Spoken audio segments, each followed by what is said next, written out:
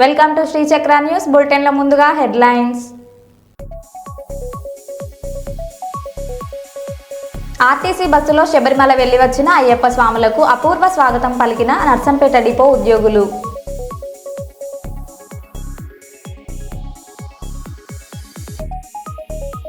టెక్కలి నియోజకవర్గంలో మంత్రి కింజారపు అచ్చెన్నాయుడు పర్యటన.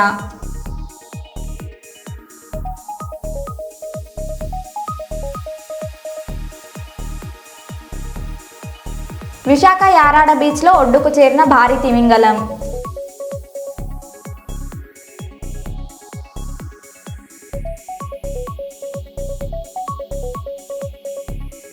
పాలకుర్తి మండలంలో బీఆర్ఎస్ పార్టీ మీడియా సమావేశం.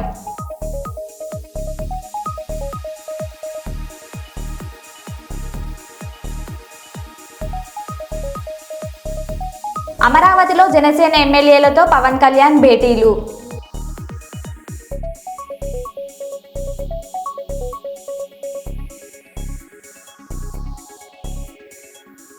ఇక వివరాల్లోకి వెళ్తే, పేద మధ్యతరగతి ప్రజల ఆరోగ్య సంక్షేమానికి రాష్ట్ర ప్రభుత్వం అధిక ప్రాధాన్యతనిస్తోందని రాష్ట్ర పౌర సరఫరాల శాఖ మంత్రి ఎన్ మనోహర్ పేర్కొన్నారు. గుంటూరు జిల్లా తెనాలిలో ముఖ్యమంత్రి సహాయ నిధి చెక్కులను అనారోగ్యంతో బాధపడుతున్న 13 మంది లబ్ధిదారులకు అందజేశారు.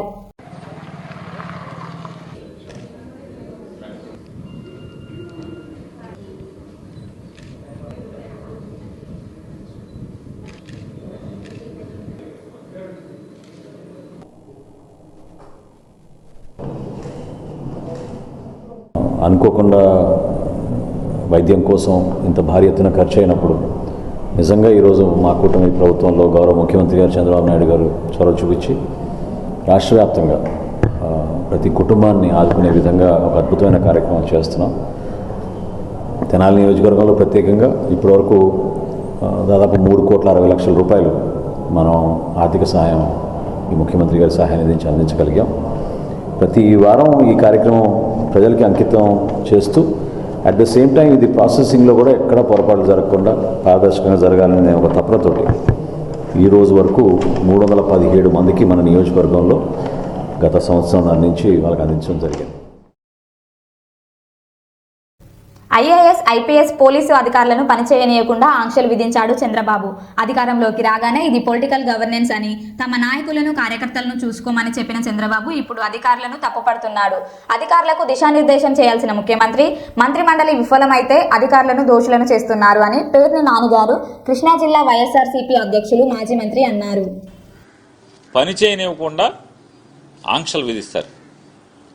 మొట్టమొదటి కలెక్టర్ కాన్ఫరెన్స్ ఏం చెప్పారు చంద్రబాబు నాయుడు గారు? మీరు ప్రజలను కూడా, ఆంధ్ర రాష్ట్ర ప్రజలను కూడా ఒకసారి గుర్తెచ్చుకోమని చెప్తున్నాను. ఏం చెప్పాడా అంటే, కలెక్టర్లను ఇవ్వంగానే ఎస్పీని కూర్చోబెట్టి మనది ఇటువంటి గవర్నెన్స్ కాదు, మనది పొలిటికల్ గవర్నెన్స్.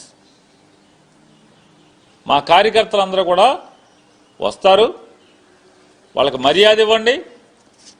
మా ఎమ్మెల్యేలతో మీరు మాకు కంప్లైంట్లు రాకుండా చూసుకోండి. ఎవరిని ఎస్పీలని, కలెక్టర్ని నారా చంద్రబాబు నాయుడు గారు ముఖ్యమంత్రిగా అవ్వగానే మొదటి కలెక్టర్ కాన్ఫరెన్స్లో, ఎస్పీ కాన్ఫరెన్స్లో చెప్పింది. ఇవాళ ఏం చెప్తున్నాడు? మీరు పని చేయటం చేత కావట్లేదు, మీ పనితీరుని ప్రజలు మెచ్చుకోవట్లేదు అంటున్నాడు. కలెక్టర్ల పనితీరు అంటే, కలెక్టర్లు ఎవరు? ఉద్యోగస్తులు ఎవరు? ప్రభుత్వానికి కేవలం డెలివరీ మెకానిజం మాత్రమే. ఆలోచన చేసేది ప్రభుత్వాన్ని, అంటే కలెక్టర్లకి, ఎస్పీలకి దిశానిర్దేశం చేసేది ఎవరు? రాష్ట్ర ముఖ్యమంత్రి, మంత్రి మండలి. అంటే కలెక్టర్లు సరిగ్గా పనిచేయట్లేదంటే దాని అర్థం ఏంటి? ఎస్పీలు సరిగ్గా పనిచేయట్లేదంటే దాని అర్థం ఏంటి? నారా చంద్రబాబు నాయుడు గారు, మీరు మీ మంత్రి మండలి పనితీరు బాగోలేదని కదా తప్పు మీ దగ్గర పెట్టుకుని దోషులను ఎవరిని చేస్తున్నారు? ఐఏఎస్ ఆఫీసర్ని, ఐపీఎస్ ఆఫీసర్ని దోషులను చేసేటువంటి ప్రయత్నం. అంటే ప్రజల దగ్గరేమో మీరు పత్తిత్తా, మీ మంత్రులు పత్తిత్తులా, మీ ఎమ్మెల్యేలు పత్తిత్తులా, పతివత కబుర్లు చెప్తూ ఇవాళ మీరు కలెక్టర్లని, ప్రజలకేమో వీళ్ళు పనిచేయట్లేదు. దాని అర్థం ఏంటి? చేతకాని ముఖ్యమంత్రి, చేతకాని ప్రభుత్వం అనే కదా. హన్మకొండ రామ్నగర్లోని బీసీ భవన్లో global Telangana association mega convention పోస్టర్ను ఓబీసీ చైర్మన్ మాజీ కుడా చైర్మన్ సుందర్ రాజ్ యాదవ్ ఆవిష్కరించారు. ఈ నెల 27, 28వ తేదీలలో హైదరాబాద్లో అక్షయ కన్వెన్షన్ వేదికగా global Telangana association mega convention జరగబోతుందన్నారు. ప్రపంచంలో తెలంగాణ వాళ్ళు ఎక్కడున్నా అందరినీ అనుబంధం చేసి రాబోయే రోజులలో తెలంగాణ అభివృద్ధికి జీటీఏ దోహదపడుతుందని సుందర్ రాజ్ యాదవ్ అన్నారు. తెలంగాణలో నిరుద్యోగ సమస్యను పరిష్కరించడానికి గ్లోబల్ తెలంగాణ అసోసియేషన్ ముఖ్య పాత్ర పోషిస్తుందన్నారు. హైదరాబాద్లో జరిగే మెగా కన్వెన్షన్కు హన్మకొండ జిల్లా నుండి భారీ సంఖ్యలో హాజరవుతామన్నారు. వీలైన ప్రతి ఒక్కరూ తెలంగాణ గ్లోబల్ అసోసియేషన్ మెగా కన్వెన్షన్కు హాజరవ్వాలని సుందర్ రాజ్ యాదవ్ కోరారు. హన్మకొండ జిల్లాలో జీటీఏ కన్వెన్షన్ పోస్టర్ ఆవిష్కరణ జరగడం జరిగింది. ఈ నెల డిసెంబర్ 27, 28వ తారీఖు నాడు హైదరాబాద్ అక్షయ కన్వెన్షన్ హాల్లో గ్లోబల్ తెలంగాణ అసోసియేషన్ కన్వెన్షన్ జరగబోతుంది. తెలంగాణలో ఉన్న తెలంగాణ ప్రజలు ప్రపంచంలో ఎక్కడున్నా వాళ్ళందరినీ తెలంగాణతో అనుబంధం చేసి రాబోయే రోజుల్లో తెలంగాణను అభివృద్ధి చేయడానికి ఈ జీటీఏ దోహదపడుతుందని, తెలంగాణలో ఉన్న సభ్యులు బయట దేశాలు ఉండే తెలంగాణ సభ్యులందరినీ ఒక తాటి మీకి తీసుకురావడానికి ఉద్దేశంతోనే జీటీఏ రూపొందించడం జరిగింది. జీటీఏ వల్ల మన ప్రజలు, తెలంగాణ ప్రజలు ఇండస్ట్రీస్లో, ఎంప్లాయ్మెంట్లో వివిధ దేశాల్లో చాలా పెద్ద స్థాయిలో ఉన్నారు. వాళ్ళందరినీ తెలంగాణ సైడ్ దృష్టి మళ్లించడానికి, మన తెలంగాణని, మన జన్మభూమిని అభివృద్ధి చెందించడానికి వాళ్ళ పాత్ర ముఖ్యంగా ఊహించడానికి. ఎందుకంటే మనకు తెలుసు ప్రతి ఊర్లో ఇప్పుడు ఒక 10 మంది నుంచి 15 మంది విదేశాల్లో ఉన్నారు.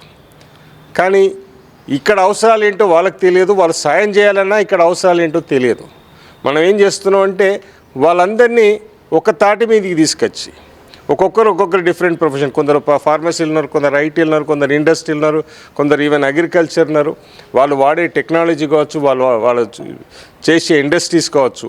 మొన్న హైదరాబాద్లో దీనికి ప్రిపరేటివ్ మీటింగ్ అయినప్పుడు కూడా అక్కడ వాళ్ళని కోరడం జరిగింది. తెలంగాణ ప్రజలకు, నిరుద్యోగ యువతకు ఎంప్లాయ్మెంట్ చేయగలిగితే జీటీఏ తెలంగాణ బాగుపడుతుంది. మీకు ఇండస్ట్రీస్ ఉన్నాయి, డబ్బులు ఉన్నాయి, అన్నీ ఉన్నాయి. వీలైతే ఇండస్ట్రీలు తెలంగాణలో పెట్టండి, మీ జిల్లాలలో పెట్టండి, మండలాల్లో పెట్టండి, ఊర్లలో పెట్టండి. లేదా ఇక్కడ పిల్లల్ని స్కిల్డ్ తయారు చేసి మీ దేశాలకు తీసుకెళ్ళి ఎంప్లాయ్మెంట్ క్రియేట్ చేయండి. ఎట్టి పరిస్థితుల్లో కూడా ఎంప్లాయ్మెంట్ క్రియేట్ అయితే ఈ తెలంగాణలో బాగుపడుతుంది. ఎందుకంటే మనం ఇవాళ తెలంగాణ తెచ్చుకుంది కూడా 3 నిధులు, నీళ్ళు, ఉద్యోగాలు అన్నది ముఖ్య పాత్ర పోషించింది. కాబట్టి ఇప్పటికీ తెలంగాణ యావత్తంలో నిరుద్యోగులు ఎక్కువ ఉన్నారు. కాబట్టి ఈ ప్రాబ్లంను రిజల్యూషన్ చేయడానికి జీటీఏ ముఖ్య పాత్ర పోషిస్తుందని ఆశిస్తున్నాం. ఈ కన్వెన్షన్ విజయవంతంగా హన్మకొండ జిల్లాకి వెళ్ళి పెద్ద ఎత్తున ఆ కన్వెన్షన్లో పార్టిసిపేట్ చేస్తాం. 100%గా వాళ్ళు మనం కలుసుకొని ఇవాళ తెలంగాణను అభివృద్ధి చేస్తామనే ఉద్దేశంతో దీన్ని విజయవంతం చేయవలసింది కదా. వీలైనంత వరకు తెలంగాణ ప్రజలు ఈ కన్వెన్షన్లో పార్టిసిపేట్ అయ్యి వాళ్ళ పాత్ర పోషించవలసిందిగా కోరుచున్నాను. Social justice for world human rights council జాతీయ చైర్మన్, ప్రముఖ న్యాయవాది డాక్టర్ కొప్పుల విజయ్ కుమార్ గురువారం రాత్రి డిసెంబర్ 18వ తేదీన రోడ్డు పక్కన ఉన్న నిరాశ్రయులకు తమ కుటుంబ సభ్యులతో కలిసి అన్నదానం నగరంలో అన్నదానం నిర్వహించారు. ఈ సందర్భంగా కొప్పుల విజయ్ కుమార్ మాట్లాడారు.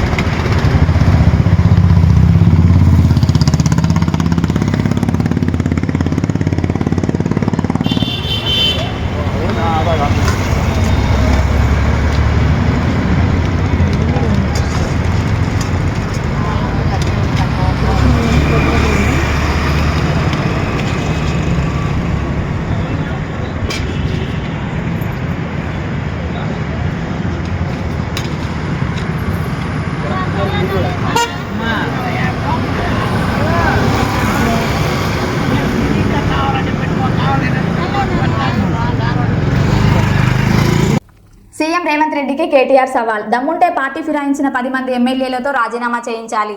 సీఎం రేవంత్ రెడ్డి అన్నట్లు రాష్ట్రంలో 66% ప్రజలు కాంగ్రెస్ పార్టీతోనే ఉంటే పార్టీ మారిన ఎమ్మెల్యేలను రాజీనామా చేయించి ఎన్నికలకు రావాలి. ఏ పార్టీలో ఉన్నారో చెప్పుకోలేని పరిస్థితిలో కడియం శ్రీహరి, పోచారం శ్రీనివాసరెడ్డి ఉన్నారు. గడ్డిపోచ లాంటి పదవి కోసం చూరుకు గబ్బిలాల్లా వేలాడుతున్నారు అని కేటీఆర్ అన్నారు. ఏది 66% రాష్ట్రంలో ప్రజలు నీతోనే ఉన్నారు అనే మాట నిజమే అయితే నేను నీకు ఒక సవాల్ చేస్తా ఉన్నా. మా ఎమ్మెల్యేలు ఒక 10 మందిని ఎత్తుకపోయినావు కదా, 10 మందిని ఎత్తుకపోయింది కదా. ఆ 10 మందికి దమ్ముంటే రాజీనామా పెట్టి ప్రజలు చెప్తారు ఎవరు ఎక్కడున్నారు, ఎవరి శాతం ఎంత, ఎవరి బతుకెంత, ఎవరి ఎత్తెంత, ఎవరి పొడువెంత ప్రజలు తెలుస్తారు. 10 మందితో రాజీనామా పెట్టి రా ఎలక్షన్లకు. నిజంగా 10 మందిని చూస్తే కూడా నాకు నవ్వాలని ఏడవాలని తెలుస్తలేదు. అఖండ 2 విజయవంతమైన సందర్భంగా వారణాసిలో కాశీ విశ్వనాథుడిని దర్శించుకున్న బాలయ్య, బోయపాటి శ్రీను.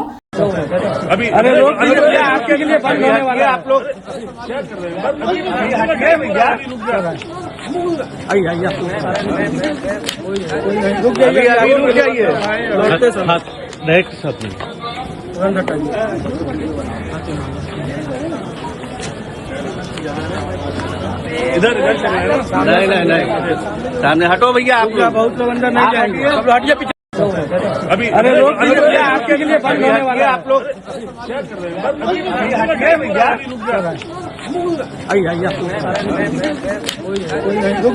रुक जाइए नेक्स्ट साथ में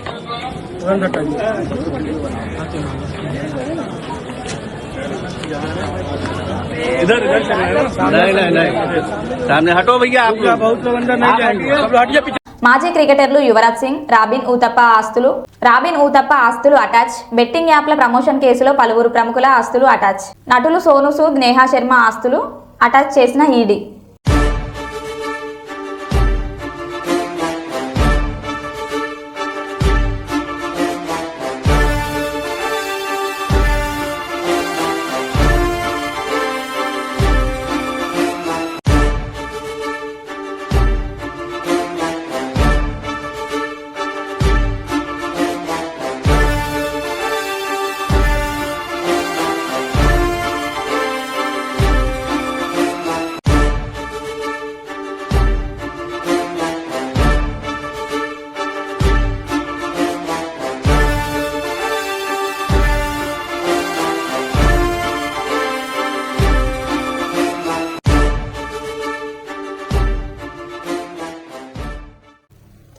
జనగామ జిల్లా పాలకుర్తి మండల కేంద్రంలోని బీఆర్ఎస్ పార్టీ కార్యాలయంలో ఆ పార్టీ మండల అధ్యక్షులు పసునూరి నవీన్ కుమార్ మీడియా సమావేశం నిర్వహించారు.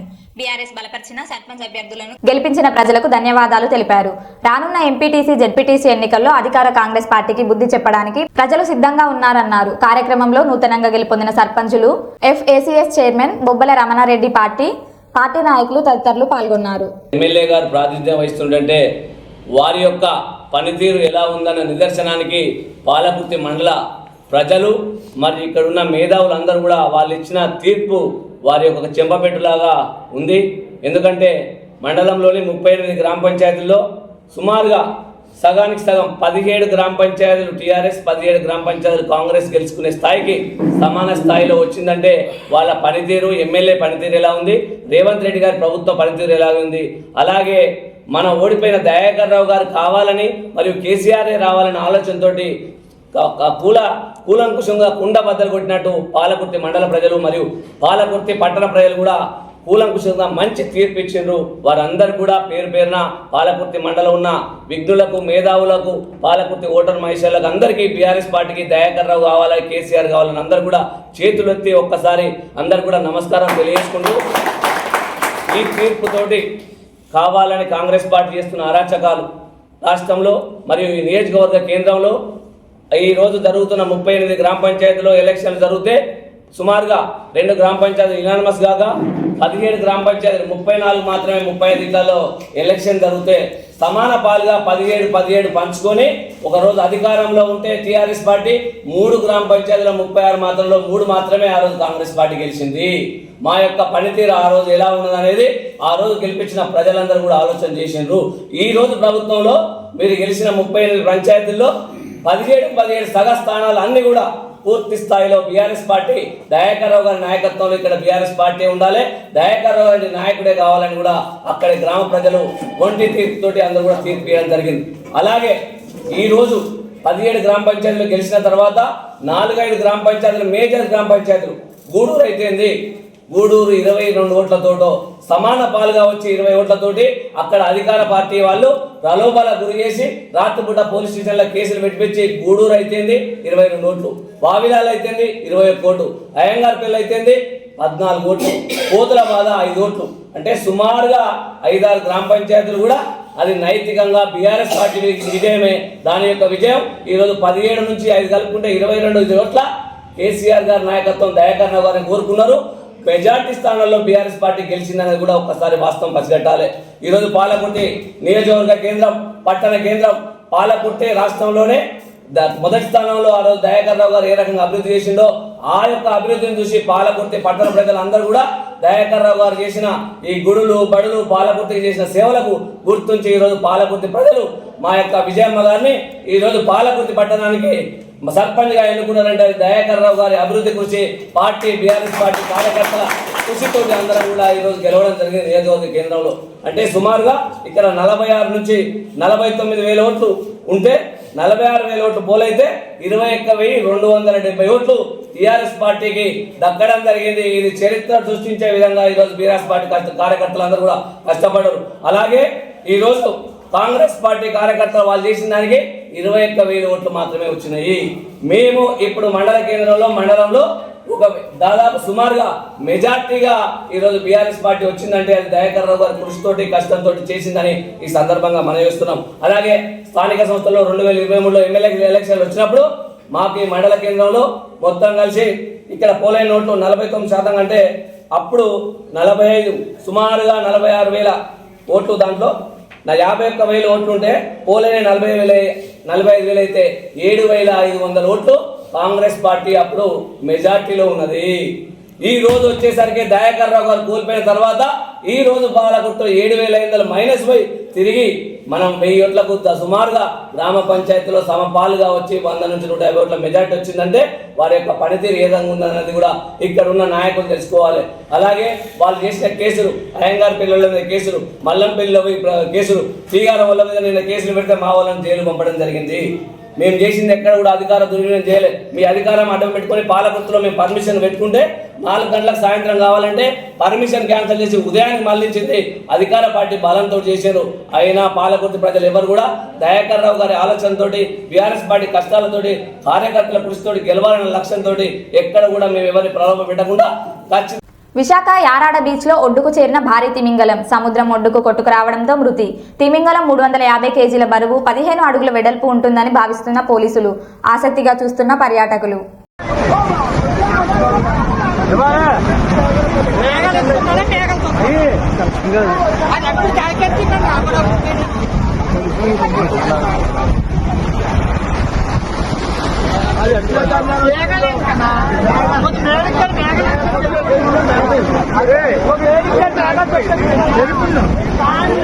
फोटो दी ना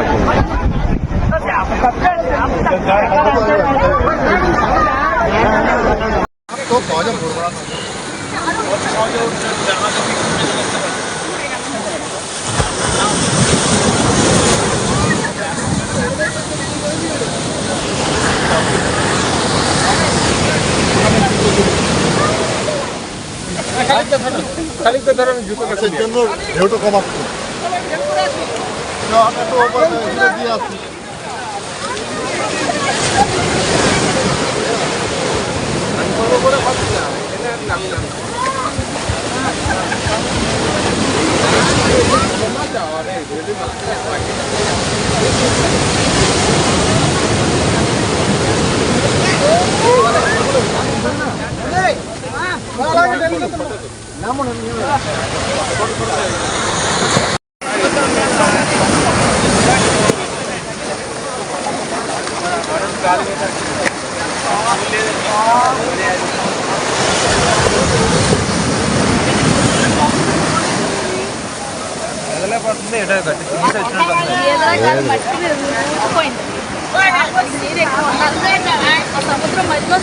కర్నూలు జిల్లా ఆదోని పట్టణంలో వైఎస్ఆర్సీపీ కార్యాలయం నందు మాజీ ఎమ్మెల్యే సాయి ప్రసాద్ రెడ్డి విలేకరుల సమావేశంలో మాట్లాడుతూ, ఎమ్మెల్యే పార్థసారథి, నువ్వు మాట్లాడేటప్పుడు ఎప్పుడు మా గురించే మాట్లాడతావు, జిల్లా గురించి ఆలోచించవు. మేము జిల్లా గురించి మాట్లాడుతూ ఉన్నాము.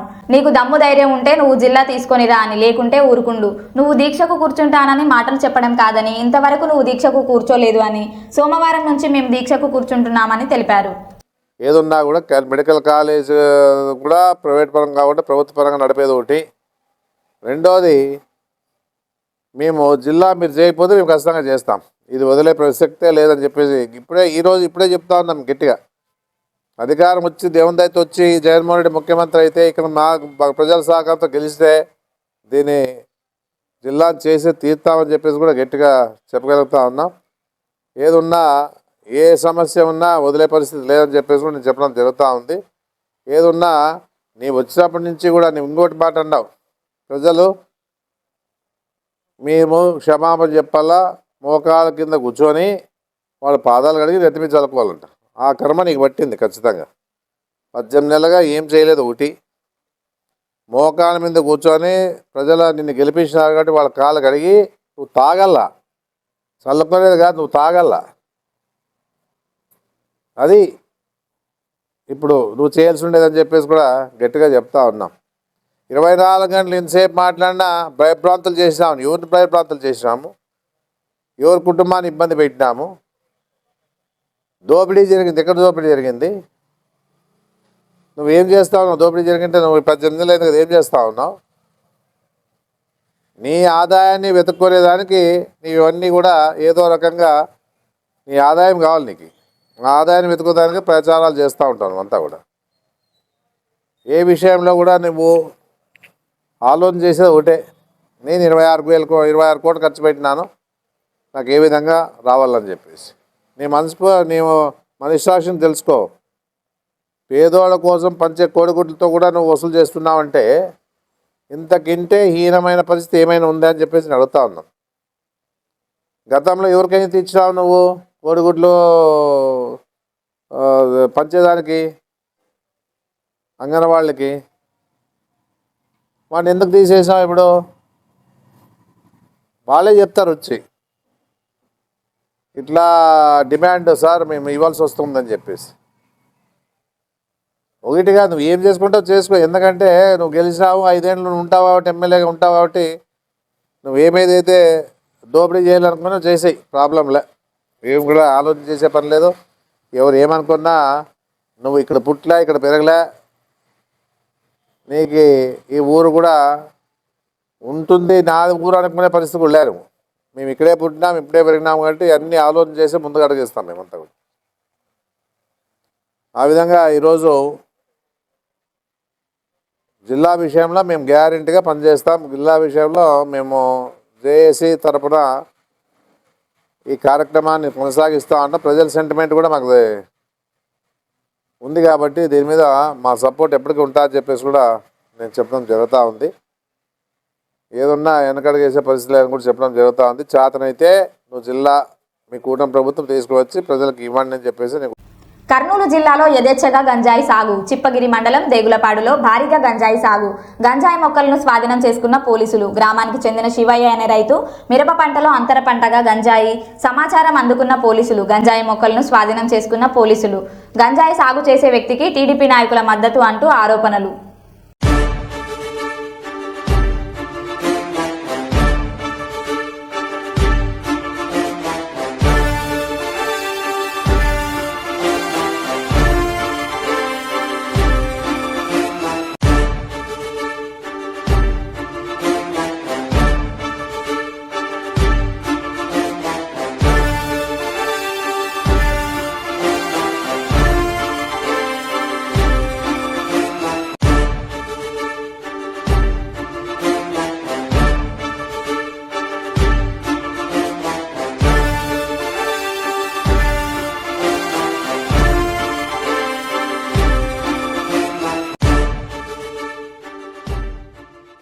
మరో బులెటిన్లో మళ్ళీ కలుద్దాం. Stay tune.